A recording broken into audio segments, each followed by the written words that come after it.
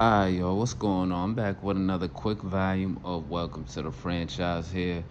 Just here to tap in with some more of the NFL news that's been going on out here through the past weekend and the past couple of days. A little bit of draft talk, a little bit of trades, ideas, and trades that have went on and everything like that. Free agent signings, all that type of shit. So just want to tap into that right quick with this quick volume here and start it off with, of course, as everyone knows by now. Debo has been traded to the Commanders. So the 49ers did make that trade. It seemed like they both was, in agreement with this. Like, hey, it's time to kind of part ways and just, make moves and keep it moving in another direction for the both of them. So Debo is headed to Washington now. I think he got flipped for a fifth round pick, which the Niners, the type of franchise that they are and how they've been drafting and everything like that, they're definitely going to know how to utilize that pick anyway. And I'm pretty sure they get somebody of value, someone that's going to be able to contribute in a year or two or down the line. And then for the Commanders, they get somebody that can contribute right away in certain ways. So I think it will be a good look for them. Since they had a really good season last year. You got Jaden Daniels, who it's looking like he's gonna be a QB that people got to worry about as far as the NFC there. So they want to keep building around him and making sure that that team is going to be a perennial playoff team for years to come after all the years that they really haven't, been a respectable playoff team or anything like that, or a team to really get excited about. So I think it's a good look for the Commanders making this trade, a good look for them where you could use Debo at the running back spot or out of the slot. So those are two areas that I think the Commanders could use a little bit of juice at and some veteran experience there. I was saying this before, just a little bit at the Super Bowl and how the playoffs kind of shaked out with them losing to the Eagles. They could have used a little bit more juice at the running back spot. And when you have a player that could do something like this, and then if they could use a little bit more juice at the receiver spot as well, have a third option outside of Scary Terry and Zach Ertz. De'Ami Brown came on strong in the playoffs, but they needed someone a little bit more at those positions as far as slot receiver and running back. And Debo fills both of those. Also, with where he's at in his career, you're probably not going to use him in high volume like that, but he's going to make a difference, and he has the playoff experience. Coming in the same division in the NFC, playing against the Eagles of the world and playing against the Rams of the world and everything like that, and having big games against those guys, you're going to need that element and that presence in the locker room and on the field. So I think it might be a good look there for them. Other than that, I think they might need just a little bit more on offense with some size at receiver, maybe a bigger target there, because it seems like as far as height wise and everything, that their receivers are the same size as far as Debo and McLaurin. I know De'Ami Brown, I think he's about 6 foot or so and everything. But maybe just that added target outside of just a tight end or your backup tight end on the outside of the numbers. Maybe you could have a role like that. There may be a free agent or someone that springs loose, like a Josh Palmer who could contribute if you want to scheme him in the offense. Or maybe you draft somebody, maybe find someone to draft like Jaden Higgins out of where he go? I think he went to Iowa State or something like that. But you get someone like that who could contribute out there, and then just a little bit more of a steady pace feature back at the running back position. So you're not only leaning on a guy like D at running back, which I don't think they'll do, but with the offensive coordinator, there and Cliff Kingsbury, I'm pretty sure he's gonna find some ways to scheme Debo all over the place, and use his value, and it doesn't have to be in a large sample size, not too small either. But he's definitely gonna find a way so that he can contribute, so they can really win some games. And then I do hear, I don't know how real it is, but it just sounds like it sounds like from the media, certain little stories that they're also still kind of in the running for trying to get Myles Garrett as well. But also another story which I do kind of believe, because their GM Harry Roseman is a fucking dog. The Eagles are circling for that finesse too. They try to make that damn finesse Washington out of the deal to get Myles Garrett. That would be kind of crazy. So if anything, after this trade and then seeing what other moves you might want to make, and definitely what you're drafting, um, I would definitely shore up your offensive line. You definitely want to do that. Make sure you draft well up front, in the trenches on the offensive side as well. I think that looked a little bit leaky in the playoffs or throughout the season for them. Still solid, but you could always get better on the offensive line. Of course, you want to protect your franchise quarterback as well. And the more time he has back there to get to his weapons and you can scheme up great plays, the better and the deeper you'll go. So they better shore up that offensive line and make sure they draft well everywhere else, especially on defense as well. They need some pass rush. They need some DBs. And they could stay in the running of, challenging the Eagles or the Rams of the world and other teams in the NFC like Detroit or whoever else is going to be there. So next I want to follow up with the T. Higgins story. So T. Higgins is gonna be back with the Bengals, right? On another franchise tag. No long-term deal for him, so that money ain't coming yet. And then you see they just cut their offensive lineman Alex Kappa, I guess, to make some more money for the deals or for the franchise tag with the money they're giving to T. Higgins. And then it's crazy because they still got to pay Chase. And, I don't know if they're going to try and get Higgins a long-term deal also. I don't think that's going to work. But like I said before in a previous volume, that I think, yeah, you tag him, you bring him back one more year, as this will probably be your best chance or your last, greatest chance at trying to get over the hump and beat the Kansas City Chiefs and get to the Super Bowl.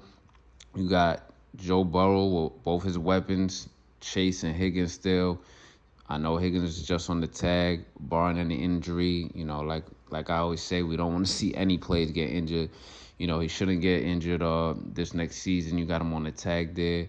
Make a jump and try and get into the Super Bowl before, he has to walk out the door eventually and get a long-term deal somewhere else, because that's ultimately what he's seeking. But with that, you can't give Higgins a long-term deal. You still got to work on making Chase the highest paid receiver in the league. You still got issues on the defense with your best pass rusher, and he wants his deal and everything like that. And you still got to fill out this roster. These motherfuckers better draft really, really well on defense this year. They got to. They got no choice. They had no choice but to really hit on all of their draft picks. They got to go pass rusher and linebacker and DBs down the line in the draft, and also O-line as well, in whatever order. In whatever order it is, but they better hit on all of their picks this year to make it work. And some guys that can contribute right away, or they're going to be able to make a presence somewhere on the roster throughout the season. I think that pick number 17 or something like that. Maybe if they're available, you gotta go for those guys if they're available at that point, like Mykel Williams out of Georgia, Mike Green out of Marshall. I think they could really use a player like him, or Malachi Starks. They could use a little bit of safety help with someone who could play all over the defensive backfield at safety, corner, slot corner. He wants to come up and make tackles. He wants to make plays on the ball. That could help also if he's available there in that slot. But if not those three guys, then yeah, like a Shamar Stewart at the edge rusher and everything like that. Big body guy who kind of fits the same kind of play style and the mold of a Henderson, who may be out the door after next season, or who knows, this off season or this season via a trade, if he's really upset with his deal. So they better draft really, really well and hit on all of their picks in all of those positions, because they're really trying to show up what they got with all their playmakers on offense, with T. Higgins and with Jamar Chase and then everyone else around them. Following that, we see here also that Stafford and the Rams, they agree and make the smart move, which makes sense, to stay together. You might as well, because going to the Raiders or the Giants would not have been a good look for Stafford. Like I said before, why the fuck would you want to go there? Why the fuck would you want to go to the Raiders where, the Raiders, you have a chance to see, I could probably make these guys better. But do you really want to be back in a situation like that again, like you did basically your whole career in Detroit? All right, I'm going to pull these guys together and I'm gonna try and make them better, even though their defense they got a lot of work to do on defense. They still got a good amount of work to do on offense, also a bit around there. And then why the fuck would you want to go to the Giants, man? Like I said, like they got some pieces on there around on offense. You got a good young receiver. You got couple good plays on the offensive line. You got a couple good plays on defense and everything like that, but it's gonna be the same thing. And you want to do that and those cold winters up there, for 3 years, 3 more years until you're 40. I don't think you really want to do that. So you might as well stay where the fuck you at, where you can still compete in the playoffs and at least compete for a Super Bowl and at least go out with a good legacy to your name for your career. Because a lot of people is going to shit on you because of all those years in Detroit where you didn't make the playoffs, niggas didn't win a lot of games, where you went to the playoffs and you didn't get a playoff win, but you had big stats, you had big moments and everything like that. And they're just going to be like, yeah, you won. Okay, you won one with the Rams. That's what's up. We always believed in you to be nice. But now let's say you add some more wins, some more stats and accolades now to your resume, and you fuck around and get into another conference championship game and put on another good performance. Now it adds more legacy to your name as a player. And I think that would be a good look. I think any player in any sport, especially in a sport like football, where it's very, very hard as a team or together to win a championship or even compete for a championship, to come that close, it's very hard year in and year out. I think you will want to end your career with that type of, legacy aura type shit to your name and everything like that when it's all said and done. So you might as well stay with the Rams because I think they're going to draft well. The defense is young and they're going to get better, so you're going to be able to keep competing. Because what the fuck are you going to do in Vegas or in New York where they're basically rebuilding? So. And then speaking of the Giants, it seems like with all these media finesse moves and shit that are coming out a lot more, with the Browns also saying they're hell bent on picking one of the quarterbacks or whatever, or they're going to get a quarterback, they're gonna get a quarterback, and then you got stories coming out that the Titans might trade out. So that means that, the Raiders, they might fuck around and make their move, right? And then Cam Ward, at number 2 to Cleveland, that's what's gonna happen. So what the fuck really happens for the Giants, right? Does Abdul Carter fuck around and fall to the Giants? Because let's say the Titans trade out with the Jets or the Raiders or whatever team and everything like that, right? Okay, they get who they get. But then at the number 1 pick, let's say someone picks Shador or they pick Ward or whatever, right? Then number 2, because the story's coming out and all this shit, like I said, media finesse moves, they're coming out crazier and crazier now. I expect shit to get even wilder by the middle or the end of this month. Definitely in the middle of April. But these stories coming out here, the Browns, they're gonna pick a QB. They're gonna pick a QB. So let's say Shador goes number 1, Cam Ward goes number 2 to the Browns because it doesn't look like they want to budge from that spot. Does Abdul Carter fall to the Giants? I mean, it wouldn't be a bad look to get your version of Micah, right? Until you get your QB next season, like your QB of the future next season or beyond that, right? That wouldn't be a bad look. You might as well get your own version of Micah because they got theirs over there in Dallas that's been terrorizing y'all motherfuckers for the past few seasons and shit. And it's always good when you have a really good to great to possibly elite defense in the making where you draft a good quarterback that falls to that roster that's being built. Because this Giants defense, when you look at it for real, they're still young.